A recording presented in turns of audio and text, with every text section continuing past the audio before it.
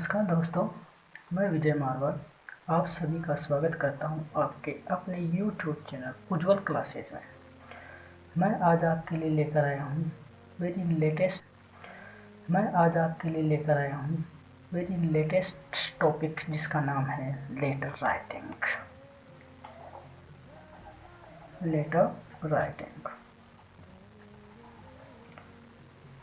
Basic format के रूप में देखा जाए तो लेटर की जो संरचना होती है वो दो रूपों में की जाती है।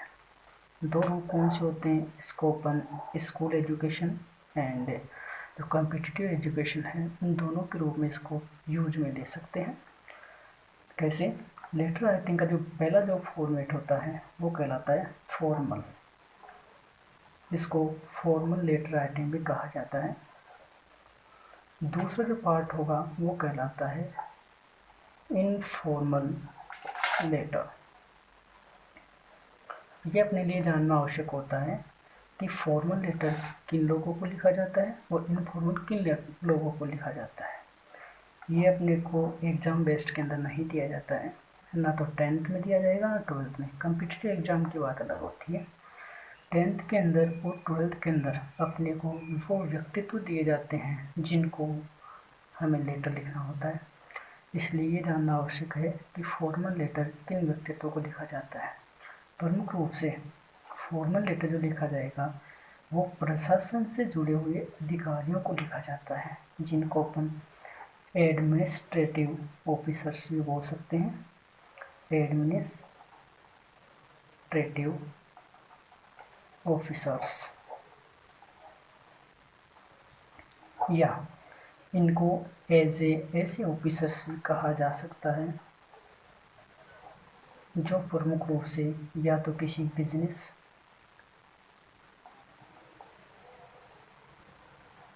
या किसी फैक्ट्री या किसी इंडस्ट्री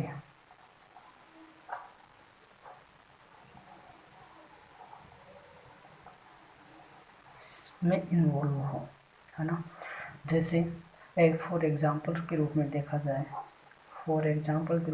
जाए तो इसके अंदर कौन कौन से लोग या व्यक्तित्व इसमें शामिल होते हैं। जैसे इसके अंदर आ गया बैंक मैनेजर।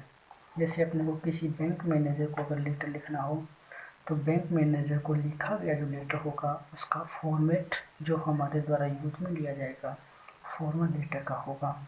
जिसके अंदर आ गया बैंक मैनेजर।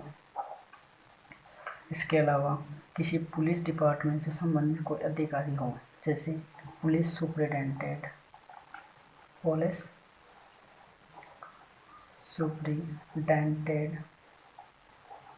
इसके अलावा स्कूल एजुकेशन से संबंधित प्रिंसिपल, हेडमास्टर।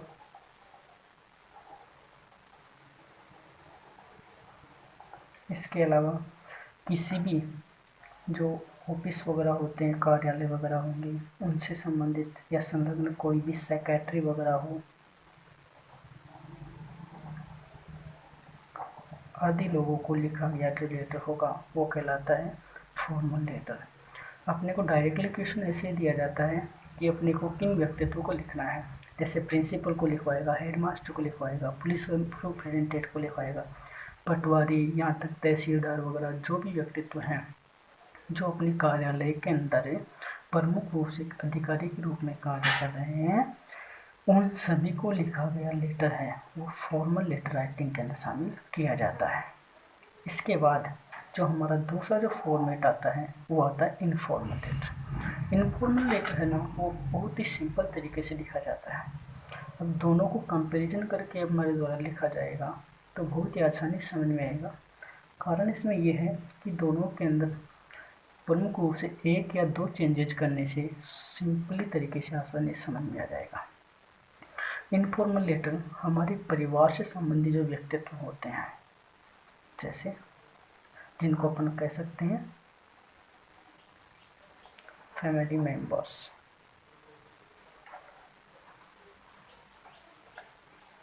फैमिली मेंबर्स के अंदर जितने भी लोग आ गए, माता पिता भाई बहन वगैरह सब, उनको लिखा गया पत्र है इनफॉर्मल लेटर के अंदर शामिल किया जाता है। इसके अलावा आते हैं फ्रेंड्स और रिलेटिव्स। मीन्स इनफॉर्मल लेटर के अंदर फैमिली मेम्बर्स, फ्रेंड्स और रिलेटिव्स आदि को लिखा गया जो लेटर होगा वो कहलाता है इनफॉर्मल लेटर्स।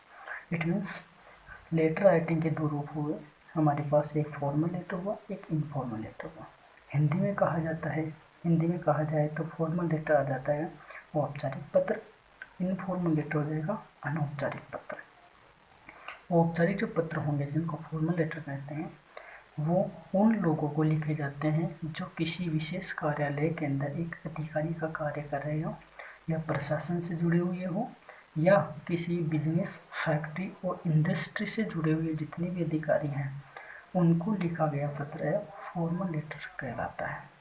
जैसे चाहे किसी प्रकार का एडमिनिस्ट्रेटिव ऑफिस, बिजनेस, फैक्ट्री और इंडस्ट्री के अंदर जैसे भी कोई भी व्यक्तित्व हो, जैसे बैंक मैनेजर हुआ, पुलिस सुपरिटेंडेंट हुआ, प्रिंसिपल, हेडमास्टर, सेक्रेटरी आदि एक्सेट्रा, जो जितने भी व्यक्तित्व जो अधिकारी के रूप में कार्य कर रहे हैं उनको लिखा गया पत्र वो कहलाता है फॉर्मल लेटर। हाँ, ये चीज़ भी आती है, जैसे मान लो इलेक्ट्रिसिटी बोर्ड है, विद्युत विभाग है ना, तो उसकी भी सेक्रेटरी या उसके मैनेजर वगैरह को या बोर्ड ऑफ इलेक्ट्रिसिटी बोर्ड को अपन डायरेक्टली लेटर लिख रहे हैं वो भी फॉर्मल लेटर के अंदर ही इन्वॉल्व होगा।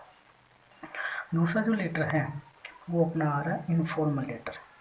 इनफॉर्मल लेटर के अंदर इनको कहा जाएगा अनौपचारिक पत्र। इसमें वो व्यक्तित्व शामिल होते हैं जो हमारे सर्कल के अंदर होते हैं, मुख्य रूप से फैमिली मेम्बर्स, पारिवारिक सदस्य, फ्रेंड्स, मित्र और रिलेटिव्स मतलब संबंधी, इनको लिखा गया पत्र है वो कहलाता है इनफॉर्मल लेटर। अगर हम आगे की चीज़ इसके अंदर देखें, आगे की स्थिति इसके अंदर देखी जाए तो आगे की स्थिति के अंदर आता है कि जैसे मान लो कि अपने को फॉर्मल लेटर लिखना है तो उसमें कौन कौन सी बातें अपने ध्यान रखनी है और इनफॉर्मल में कौन कौन सी बातें ध्यान में रखनी है। फॉर्मल लेटर के अंदर जो भी अपन बातें लिखेंगे वो एक सीरियल वाइज होगा और उसके अंदर कौन कौन सी टॉपिक लिखे जाते हैं या उनको किस हिसाब से समझा जाता है वो चीज़ आती है। देखिए कैसे, जैसे हमारे पास एक ब्लैंक पेज हुआ तो लेटर की विशेषताओं के अंदर ये आता है कि पहले ब्लैंक पेज होना चाहिए है ना, उनके राइट लेफ्ट वगैरह किस दिशा में लिखा जाता है। पहले का पैटर्न थोड़ा अलग था लेकिन अब मॉडर्नाइजेशन कर दिया गया है, तो मॉडर्नाइजेशन के अकॉर्डिंग ये बताया जाता है कि चाहे लेटर फॉर्मल हो चाहे इनफॉर्मल हो है ना, उन सभी की स्टार्टिंग हमेशा जो अपना पेज होता है उसके left hand side upper level से किया जाता है। उसके अंदर है ना पहली जो चीज़ अपन लिखते हैं है ना वो आता है जिसको अपन बोल सकते हैं राइटर्स एड्रेस या सेंडर्स एड्रेस।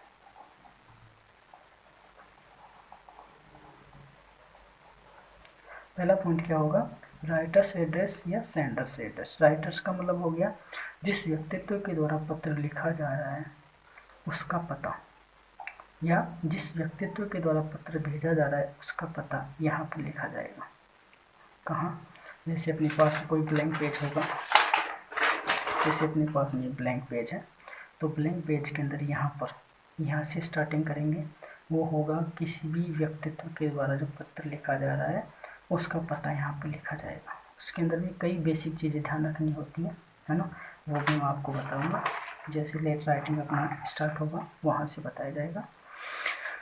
अब इसके अंदर भी बहुत सी प्रमुख बातें ध्यान में रखनी होती है। जैसे मैं इधर लिखता जाता हूँ कि इसमें कौन कौन सी बातें रफली बता रहा हूँ कि कौन कौन सी बातें ध्यान रखनी होती है। जैसे राइटर्स एड्रेस या सेंडर्स एड्रेस हो गया, उसको उसकी प्रमुख विशेषता के अंदर जो आता है वो आता है कि इसमें जितने भी वर्ड्स होंगे, मतलब इस एड्रेस के अंदर जितने भी शब्द शामिल होंगे उन प्रत्येक वर्ड्स का जो फर्स्ट लेटर होगा उसको हम कैपिटलाइज करेंगे, मतलब उसको कैपिटल लेटर के रूप में लिखा जाएगा, capital letter.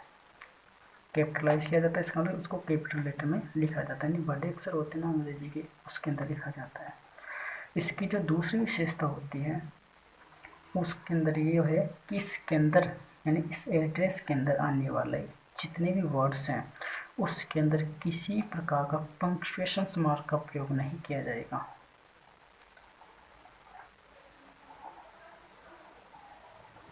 Punctuation mark, punctuation mark का मतलब होता है, हिंदी में बोला जाए तो उसको बोलते हैं विराम चिन्ह कहा जाएगा। हिंदी में इनको विराम चिन्ह कहा जाता है। विराम चिन्ह में आते हैं बहुत सारे, जैसे कि मान लो फुल स्टॉप आ गया, ये विराम चिन्ह है। ये हम कोमा का प्रयोग करें, ये विराम चिन्ह है। इसके अलावा अपन साइन ऑफ क्वेश्चन मार्क का प्रयोग करें, ये विराम चिन्ह है। एक्सक्लेमेशन मार्क का प्रयोग करें, ये विराम चिन्ह है। Colon mark, semicolon mark, कोष्टक वगैरह ये सारे हैं वो पंक्चुएशन मार्क के अकॉर्डिंग प्रयोग किए जाते हैं। इसके अंदर अपने को एक बात ध्यान और रखनी पड़ती है सेंडर्स एड्रेस के अंदर, वो क्या होती है, यदि मान लो कि हमारे द्वारा एड्रेस के अंदर किसी व्यक्तित्व के जैसे हाउस नंबर वगैरह का प्रयोग कर रहे हैं, हाउस नंबर या स्ट्रीट नंबर आदि का प्रयोग कर रहे हैं तो उसके बाद में कोमा का प्रयोग किया जा सकता है। कंपल्सरी नहीं है किया जाए नहीं किया जाए, लेकिन किया जा सकता है। तो वहाँ पर कोमा का प्रयोग आपको मिले तो उसको गलत नहीं मान सकते हैं।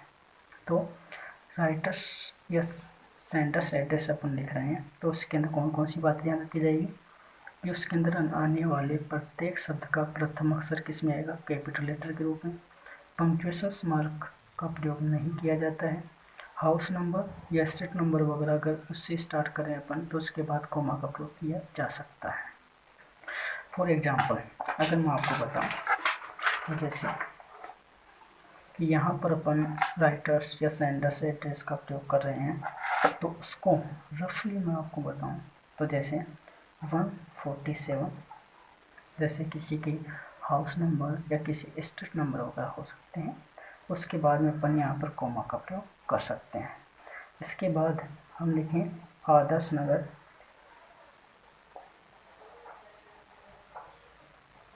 आदर्श नगर, श्याम कॉलोनी,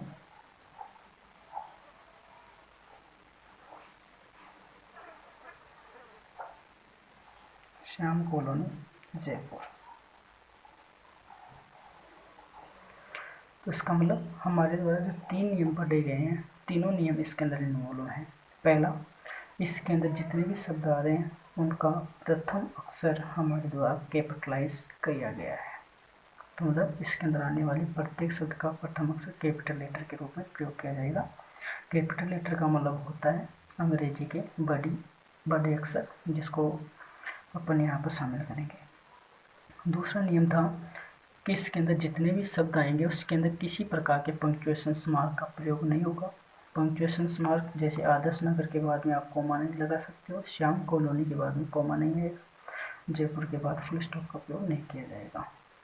तीसरा नियम पढ़े थे, यदि हाउस नंबर या स्ट्रीट नंबर का प्रयोग कर रहे हैं तो वहाँ पर कोमा का प्रयोग किया जा सकता है। ये था अपना पहला नियम। आगे देखिए, तो पहला अपन पढ़ रहे हैं फॉर्मल लेटर का बेसिक फॉर्मेट। तो इसके अंदर पहला पॉइंट शामिल करते हैं राइटर्स एड्रेस या सेंडर्स एड्रेस। ये इसके अंदर 3 नियम है कि इसके अंदर आने वाले प्रत्येक शब्द का प्रथम अक्षर कैपिटल लेटर, पंक्चुएशन मार्क का प्रयोग नहीं किया जाएगा। हाउस नंबर स्ट्रीट नंबर का प्रयोग कर रहे हैं तो उसके बाद में कोमा का प्रयोग किया जा सकता है। दूसरा जो टॉप पॉइंट होता है वो कहलाता है डेट। देखिए ये भी इम्पोर्टेंट पॉइंट है। कैसे कि अपन फॉर्मल लेटर लिख रहे हैं तो फॉर्मल लेटर के अंदर अपन जस्ट यानी राइटर्स या सेंडर्स एड्रेस के जस्ट नीचे अपन डेट का प्रयोग करेंगे, लेकिन डेट शब्द का प्रयोग अपन नहीं करेंगे।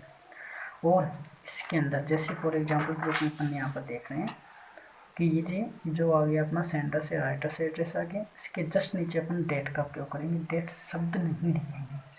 जैसे कि किसी भी तारीख को आपके द्वारा कि या किसी भी डेट को आपके द्वारा जो लेटर राइटिंग की जा रही है तो उसके अंदर डायरेक्टली अपन क्या लिखेंगे, जो डेट है ना, डे, वो लिखेंगे। जैसे आज जो वीडियो हमारे द्वारा बनाया जा रहा है उसकी डेट यहाँ पर मैं यहाँ पर लिखूँ तो वो है 8 मई 2020।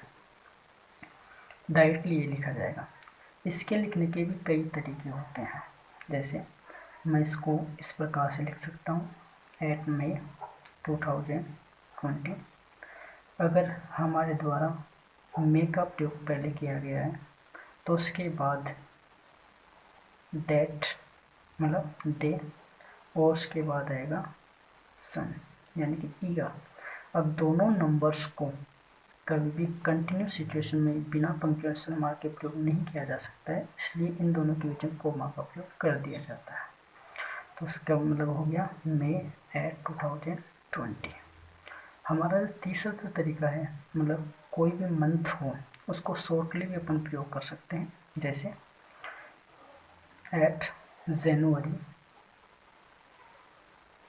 2020, ये फुल फॉर्म है। इसको इस प्रकार से भी लिखा जा सकता है 8 जनवरी 2020।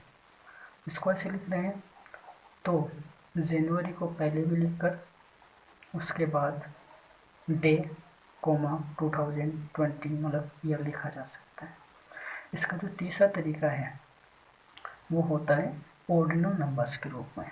ऑर्डिनल नंबर जैसे नियम होता है कि ऑर्डिनल नंबर से पूर्व हमेशा द आर्टिकल का प्रयोग किया जाता है। The 8th of